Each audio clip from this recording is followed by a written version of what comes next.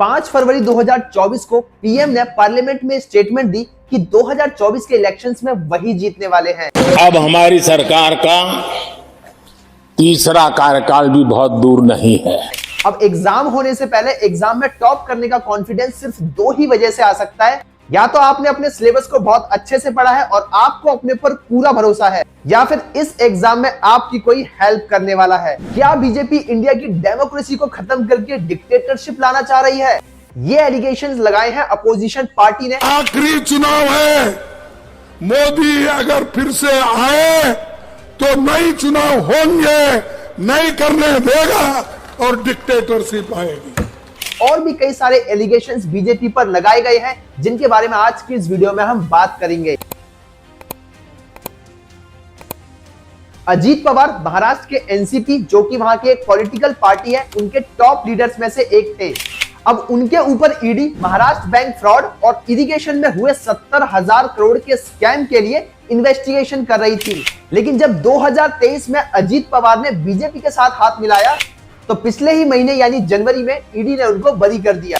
प्रताप सरनायक, जो कि शिवसेना के एक टॉप के मेंबर थे और उनके ऊपर 7 करोड़ की रिश्वत लेने का एलिगेशन था और उनके ऊपर भी ईडी की नजर थी। लेकिन 2022 में उनके बीजेपी ज्वाइन करते ही सिर्फ 2 महीने में ही इनका केस बंद हो गया, और वो भी मिसअंडरस्टैंडिंग का रीजन देकर।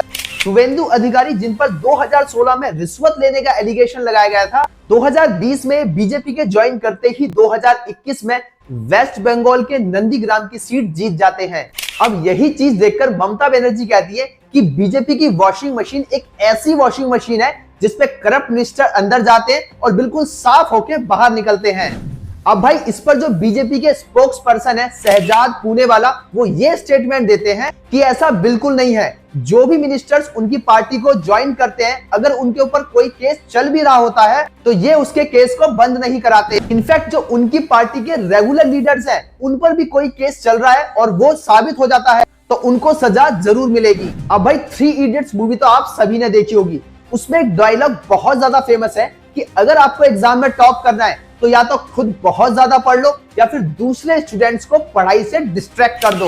सो आज टिल डेट अगर मैं आपसे एक क्वेश्चन पूछूं कि भाई बीजेपी या फिर मोदी जी के अलावा आपके पास दूसरा ऑप्शन क्या है, तो भाई आप में से मैक्सिमम लोग कहेंगे कुछ नहीं, क्योंकि गोदी मीडिया ने बाकी पार्टीज की इमेज ही काफी ज्यादा फनी बना दी है कि उन्हें कोई सीरियस लेता ही नहीं। राहुल गांधी पर मीम्स, केजरीवाल पर मीम्स, ममता बनर्जी पर मीम्स। लेकिन मैं आपको यहाँ पर एक चीज बता दूं कि जिन बातों पर मीम्स बनते हैं वो बात हमेशा इररिलेवेंट नहीं होती। जैसे आप राहुल गांधी का एक बार ये वाला मीम देखो। ऐसी मशीन लगाऊंगा, इस साइड से आलू घुसेगा, उस साइड से सोना निकलेगा।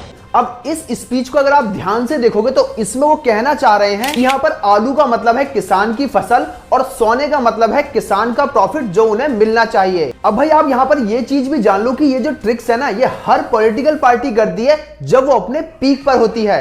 कांग्रेस के राज में इंदिरा गांधी ने भी कई बार पूरी कंट्री के अलग अलग स्टेट्स में, जहां पर उनका कोई भी दबदबा नहीं था, वहां पर सेंटर के पावर लाने की कोशिश की थी। अब बीजेपी ने ये जो दूसरी पॉलिटिकल पार्टीज के मिनिस्टर अपनी पार्टी में ज्वाइन कराएं, हमें इनसे कोई प्रॉब्लम नहीं है। इनफैक्ट मुझे तो किसी भी पॉलिटिकल पार्टी से कोई भी प्रॉब्लम नहीं है अगर ये मिनिस्टर्स बीजेपी ज्वाइन होने के बाद अपना काम अच्छे से करते हैं। तो अगर यहाँ पर बीजेपी के पास इंडिया को ग्रो करने का एक बहुत बड़ा विजन है तो ये बहुत अच्छी बात है।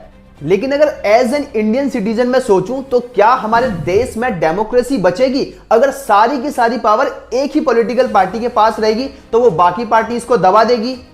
और फिर हमें ये कैसे पता लगेगा कि बाकी पॉलिटिकल पार्टीज का इंडिया को लेकर क्या विजन है, वो क्या सोचती हैं, क्या क्या देश के लिए कर सकती हैं? अब नो डाउट बीजेपी ने हमारे भारत देश के लिए बहुत कुछ किया है और आज हमारी इंटरनेशनल लेवल पर जो इमेज बन रही है वो काफी अच्छी है। अब भाई, आप इसके बारे में क्या सोचते हो मुझे कमेंट सेक्शन में जरूर बताना। See you in the next video.